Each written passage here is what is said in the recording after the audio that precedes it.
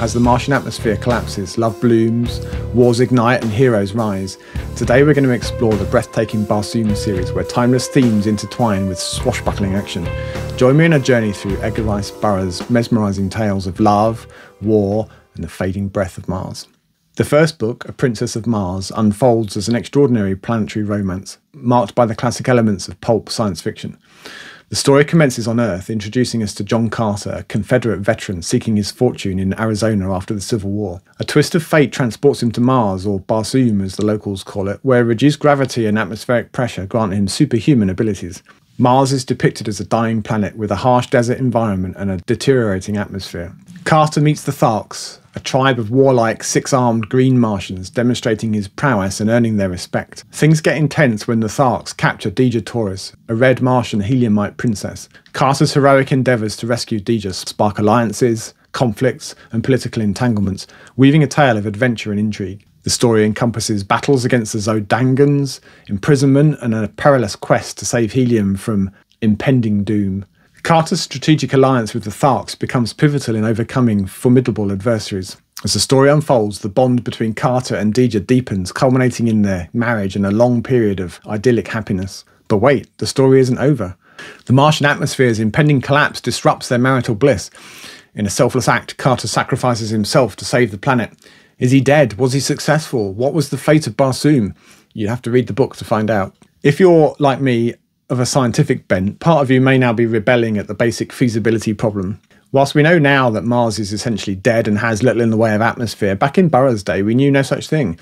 All that was known about Mars was what you could see from one end of a telescope. So to me it seems fair game for him to imagine a richly detailed world full of strange life. Let's take a look at the next book. The Gods of Mars propels us into an exhilarating sequel that surpasses the adventures of A Princess of Mars. The tale begins with John Carter's unexpected return to Barsoom, shock horror, where he faces not only the perils of the Red Planet but also the scheming deities who manipulate its inhabitants. Carter's return sparks a cascade of action as he allies with his Thark friend, Tars Tarkus, against the deceptive Therns and the mysterious Plantmen. Their daring escape, coupled with encounters with the Firstborn and the Black Pirates of Barsoom, reveals the intricate layers of Barsoomian politics and the associated power struggles. The story builds to something of a crescendo as Carter confronts Isis, the self-proclaimed goddess of Barsoom, and deals with the tumultuous events that follows. The emergence of Carthoris, Carter's son, adds a new dimension to the story, leading to thrilling games, daring rescues, and a revolt against the Firstborn. The stakes heighten further as Carter assembles a formidable fleet to rescue Deja Taurus and confronts the hostile forces of Zodanga. Battles, strategic manoeuvres, and unexpected alliances characterise the epic clashes between the fleets, showcasing Carter's leadership and tactical brilliance. As a quick aside, the damsel in distress is a frequently revisited theme in the Barsoom books, and it was reliably popular at the time. Back to the story, which takes an emotional turn as Carter faces imprisonment, political trials, and the prospect of losing his loved ones. The dynamic between Carter, his allies and adversaries create a tapestry of suspense and intrigue, keeping us on the edge of our seats. The intricate plot, coupled with the Martian landscapes and diverse civilization, makes The Gods of Mars a riveting continuation of the series. But it ends on a cliffhanger. The unresolved fate of Deja Taurus, Thuvia and Fidor adds an enigmatic touch, leaving readers eager to plunge into the next instalment of John Carter's extraordinary Martian journey. The Warlord of Mars begins in the aftermath of the battle that shattered the religion of Isis. John Carter's world is once again thrust into turmoil. His wife, Deja Taurus, along with two other princesses, finds herself imprisoned again, in a rotating cell attached to the Temple of the Sun. The cells only open once a year, adding a sense of urgency to Carter's quest. As Carter's friend Zodar assumes leadership amongst the Black Martian Firstborn and a new, unnamed leader emerges amongst the White Martian Therns, remnants of the old religion persist. The holy Hekador Matai Shang clings to the discredited faith, and Thurid, a Firstborn, holds the key to the Temple of the Sun. Carter discovers that they have a shared goal: to rescue the imprisoned Princess Fidor, daughter of Matai Shang, who happens to be incarcerated along with Carter's wife Deja, which is pretty handy. Thurid and Matai Shang release the captives and flee northward. Carter, undeterred by the challenges and dangers, follows closely, determined to liberate his beloved Deja Taurus. The journey takes them to the land of Kael, ruled by Jeddah Kulan Tith, who has yet to abandon the old religion. Carter's intervention in an ambush wins him entry to Kael and the support of Kulan Tith. As the plot thickens, betrayals unfold, and Carter's adversaries unmask his disguise, leading to a confrontation. Thurid and Matai Shang escape once again with the captive women, leaving Carter with an undying resolve to rescue them. The pursuit continues into the polar regions, revealing fantastic creatures and almost forgotten yellow Martians behind an icy barrier. Carter, accompanied by Thuvia, infiltrates the court of Silenceus Ol, the tyrant ruling Okar. A rebellion ensues, leading to a massive battle and the eventual downfall of Silenceus Ol. In a gripping climax, Carter confronts Turid and Matai Shang aboard an airship. The treacherous Matai Shang meets his end, and Fidor, in a poignant moment of redemption, sacrifices herself. Carter emerges victorious, heralded as the Warlord of Barsoom. Friendships are tested, loyalties shift, and Carter's indomitable spirit prevails. The Warlord of Barsoom marks the end of the John Carter and Deja Torres arc, at least for now. In Thuvia, Maid of Mars, the spotlight shifts from the legendary John Carter and Deja to their son, Cathoris, and Thuvia, Princess of Tarth. The story unfolds with a familiar theme. Poor old Thuvia faces abduction, setting the stage for Cathoris to embark on a perilous quest to rescue his love. Cathoris, deeply in love with Thuvia, finds himself entangled in a complex predicament. Thuvia is promised to Kulan Tith, Jeddak of Kyle, and Barsoomian customs dictate that engagements can only be broken by death. Undeterred by the seemingly insurmountable obstacles, Cathoris sets out on a journey that takes an unexpected turn when his flyer is sabotaged, thrusting him into the uncharted southern regions of Barsoom.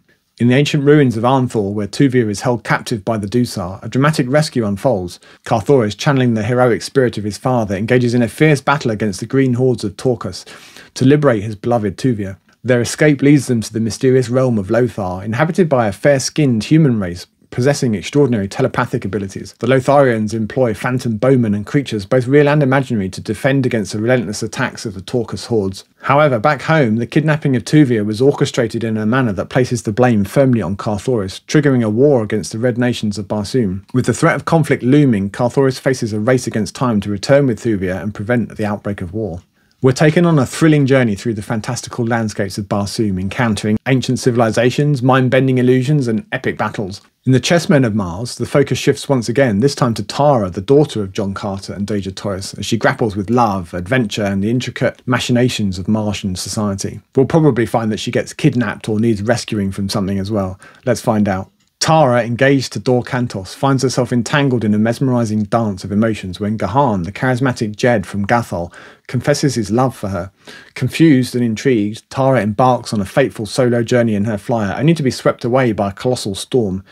As Helium's fleet is preoccupied with a looming threat, Gahan, from the smaller city-state of Gathol, becomes an unlikely hero in the quest to rescue Tara. Lost in the lush valley of Bantoom, Tara encounters the enigmatic Kaldanes, heads perched on spidery legs that control headless bodies called Rykors. These bizarre creatures, ruled by King Lud, have dark intentions for Tara, intending to fatten her up for consumption. Meanwhile, Gahan, battling the storm, crashes into the wilds and stumbles upon Bantoom, setting the stage for a daring rescue mission. In the city of Manitor, a mysterious and isolated Martian nation, Gahan, Tara, and the Kaldane outcast Gek find themselves captured. The heart of the tale unfolds in the arena where the Manitorians engage in a deadly version of Jetan, a Martian chess game. Gahan, disguised and manipulating the match, orchestrates a strategic showdown that not only determines Tara's fate but also sparks a rebellion against the oppressive forces within and outside the city gates. Burroughs weaves a tapestry of love, intrigue and, well, chess, propelling us through a landscape where every move has consequences and every piece plays a part in a grand adventure. Before we go on, does a particular Barsoom book captivate you so far? Have you read them? What are your favourites, or what are your favourite characters? Do let me know in the comments, I'd love to hear. In The Mastermind of Mars, Edgar Rice Burroughs once again shifts focus, this time to a Captain Ulysses Paxton, another Earthman who, like John Carter before him, finds himself mysteriously transported to the captivating Red Planet. Once on Barsoom, Paxton becomes Vadvaro, the guest or prisoner of Ras Tavas, the enigmatic mastermind, known for his pioneering work in surgery, embalming and brain switching. The story unfolds within Tavas's laboratories, where Paxton serves as an assistant, taking a riveting turn when Tavas, at the behest of Zazar, the aging Jadara of Pundal, switches her brain into the body of a beautiful girl, Valadir. Paxton, who unsurprisingly is enamoured with Valadir, insists that Tavas restore her to her rightful body. This sets in motion a quest for Valadir's original body, involving Paxton and a diverse group of characters, each with their own motives and vendettas. Together they embark on a daring escape from Tavas's compound, facing various challenges along the way. Their journey takes them to Tunol, where they find refuge and assistance from Mutel, a prince in conflict with Jeddak Vobis Khan. Paxton's ultimate goal is to reach Pundal, confront the treacherous Jadara Zazar and reclaim Valadir's body. The Mastermind of Mars is a perfect blend of adventure, romance and the fantastical elements that define the Barsoom series. In A Fighting Man of Mars, Burroughs weaves a different kind of tale, diverging from the usual adventures, introducing us to the courageous Tan Hadron of Hastur. The story unfolds as Ulysses Paxton, the storyteller in this tale, recounts Hadron's request for love and heroism on the Red Planet. Hadron, a lowly Padwa, enamoured with the haughty Sonoma Tora, finds himself on a perilous journey when she is, guess what, kidnapped. What is it with the kidnapping on Barsoom? It's like it's a national pastime or something. The Martian landscape becomes a battleground for Hadron, who encounters ferocious beasts, mad scientists, and the ruthless ruler Tul Akstar. The initial pursuit plot transforms into a tale of action, intrigue, and unexpected alliances. In an atypical twist for Burroughs, the beautiful but seemingly shallow Sonoma Tora is overshadowed by the emergence of Thuvia, an escaped slave with a boyish figure, short hair, and an unparalleled bravery that defies Burroughs' traditional heroines. Hadron's interactions with Thuvia add some depth and emotional resonance to the story, showcasing a remarkable female character. The stakes escalate as Hadron discovers Tul Akstar's possession of a devastating invisible ray capable of annihilating even metal. Teaming up with fellow adventurers, including the eccentric scientist Tuck, Hadron embarks on a quest to thwart Jahar's destructive plans. A Fighting Man of Mars not only delivers high-octane planetary romance, but also explores themes of loyalty, friendship, and the unexpected twists that love can take.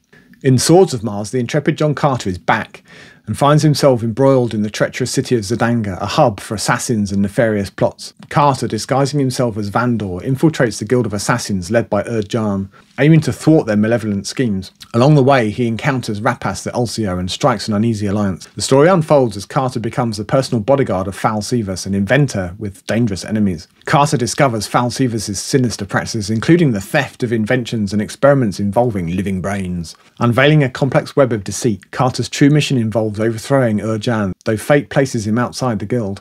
A daring rescue mission ensues when Carter learns of the abduction, yet again, of his beloved Deja Taurus. Navigating political intrigue and inventive threats, Carter faces challenges both on and off planet. The plot takes an unexpected turn as Carter and his allies find themselves captive of the Tarids on the moon, Thuvia. Collaborating with their fellow prisoners, including the Jadara Azara, they strive to escape the clutches of their unseen captors. The story culminates in a riveting battle for freedom, involving swordsmanship, strategic thinking, and the mysterious powers of Thuvia, weaving together action, intrigue, and the spirit of John Carter in a thrilling adventure. In Synthetic Men of Mars, we reach the final full novel in the series, often described as the weakest of the series. The narrator this time is Vordage, one of John Carter's personal guard. The story unfolds with John Carter and Vor on a quest to seek the expertise of the amoral scientist Ras Tavas to heal Deja Taurus, who at least hasn't been kidnapped this time.